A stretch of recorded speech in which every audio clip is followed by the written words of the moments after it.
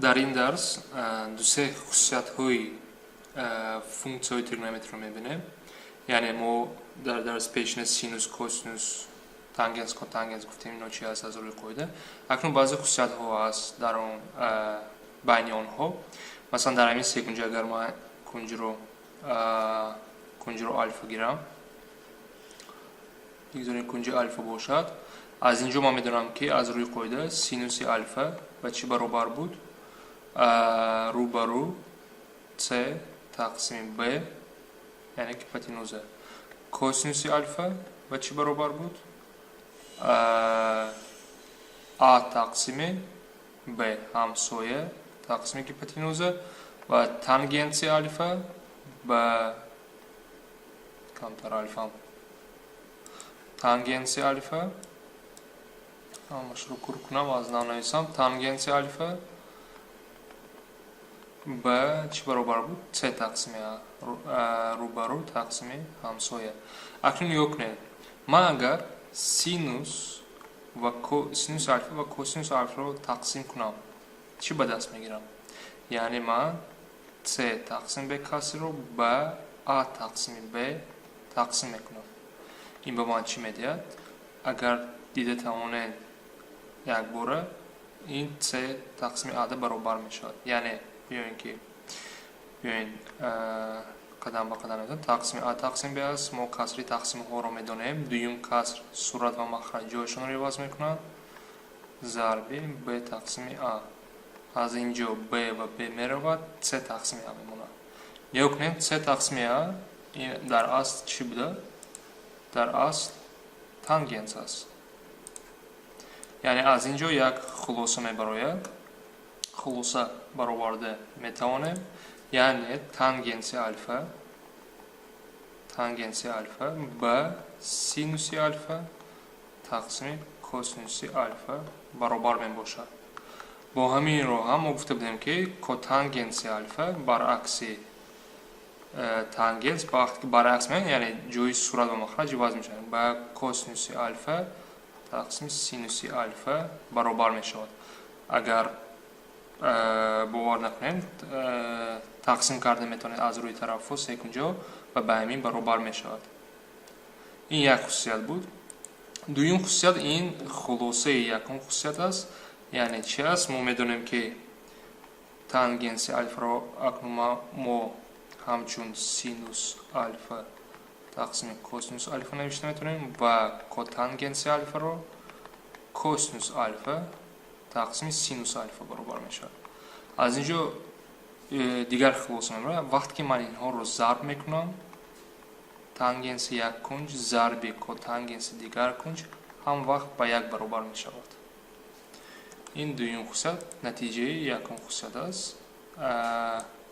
با فکرم دیده توانستن وقتی که ما بیاین خیلی نویسم سینوس الفا کوسینوس الفا این تانگنس است ضرب کوسینوس الفا سینوس الفا. در اینجا میبینید اینا اختصار میشوند. سینوس الفا هم اختصار میشه و با یک برابر میشود. این بود دویم خصوصیت. و آخرین خصوصیت درباره فونکسی تریگونومتری این میگه که اگر سینوس کوادرات یگان کنج جمع کوسینوس کوادرات یگان کنج اگر ما هر دنیا هم وقت با یک برابر می شود. بیاین یک بار دیده برایم آیا همین درست است یا نیست. چخم میبینیم. بیاین نویسیم سینوس الفا چی بود؟ در اینجا من اگر الفا بیایم این کنج باشد سینوس الفا این C تقسیم B کوسینوس الفا این چه میشود؟ A تقسیم B و بیاین کوادراتشون رو گیرم. سینوس کوادرات الفا با C کوادرات تقسیم B کوادرات برابر می شود و کوسینوس کوادرات الفا با A کوادرات تقسیم B کوادرات برابر می شود. اکنون بیاین این کسرها رو جمع کنم. جمع A کوادرات B کوادرات با چی برابرن؟ مخرج ها که برابرن C کوادرات جمع A کوادرات B کوادرات است. اکنون C کوادرات جمع A کوادرات از روی سه کنجه نیا کنید.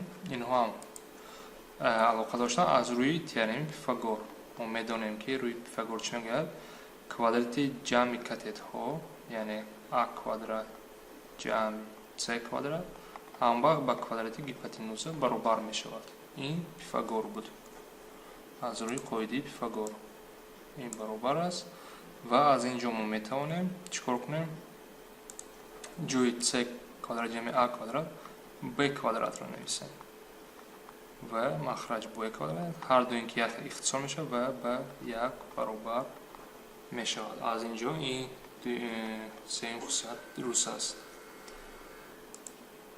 بیاین اکنون مثال کار کنیم درباره این خصوصیت ها برای چی دکار میشود. مثلا دو سوالی ساده دیده برایم یعنی ما جمع ها داشتیم و اینها رو باید ساده کنیم ifade ها رو. بیاین از روی چی میدونیم همون رو نویسیم. میدونیم که یک جمع تانگنس رو ما چی میدونیم سینوس تقسیم کوسینوس در اینجا نویسم تانگنس برابر سینوس تقسیم کوسینوس است و بیاین در اینجا مانند کوادرات است سینوس کوادرات تقسیم کوسینوس کوادرات الفا و برای اینو دوام کردم مخرج رو برابر کنیم. اینجا که یک است من مخرج کوسینوس کوادرات در اینجا داده میتونم کوسینوس کوادرات الفا و چی میشود مخرج ها که برابر میشوند کوسینوس کوادرات الفا جمع سینوس کوادرات الفا تقسیم کوسینوس کوادرات الفا. اکنون بینید مخرج ها که برابر شد ما صورت ها رو جمع کرده میتونم تقسیم کوسینوس کوادرات الفا. اکنون بینید در صورت این کدام سوم خصوصیت بود هر دیگر من کوسینوس کوادرات یک کنج جمع سینوس کوادرات دیگر امام کنج جمع کنم و یک برابر می شود یک تقسیم کوسینوس کوادرات الفا یعنی خصوصیت سوم در اینجا نویسم این با یک برابر بود یعنی در اینجا ما ساده کردیم این مثال رو و چی ساده شد یک تقسیم کوسینوس کوادرات الفا. اکنون بیاین دوم سوال رو کار کنیم. در اینجا سینوس ضرب کوتانگنس در پایان نویسم چون داریم سینوس خودش ساده شده است عوض نمیشه لیکن کوتانگنس ما میدونستیم چی بود کوتانگنس برعکس تانگنس یعنی وقتی که برعکس میگیم ما جای صورت و مخرج عوض شدگی یعنی با کوسینوس x سینوس x برابر میباشد ضرب میکنیم کوسینوس x سینوس x از اینجا سینوس و سینوس اختصار میشن و با کوسینوس x برابر میشود. از اینجا میبینیم که همین ifade سینوس ضرب کوتانگنس در اصل برابر کوسینوس x همون کنج برابر میشود.